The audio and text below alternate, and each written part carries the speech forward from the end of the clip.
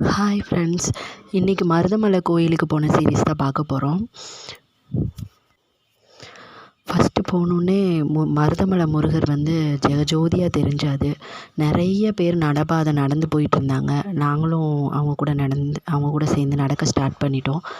அதுக்கப்புறம் மலை பக்கத்தில் வரைக்கும் நடந்தே போயிட்டுருந்தோம். நிறைய மானாட்டம், மயிலாட்டம், ஒயிலாட்டம் நிறையா நடந்துகிட்டே இருந்தது. அதுக்கப்புறம் நாங்கள் போனோடனே ஃபஸ்ட்டு தம்பிக்கும் அப்பாவுக்கும் மொட்டை போட்டுட்டோம். மொட்டை போட்டதுக்கப்புறம் சாமி பார்க்க கிளம்புனோம்.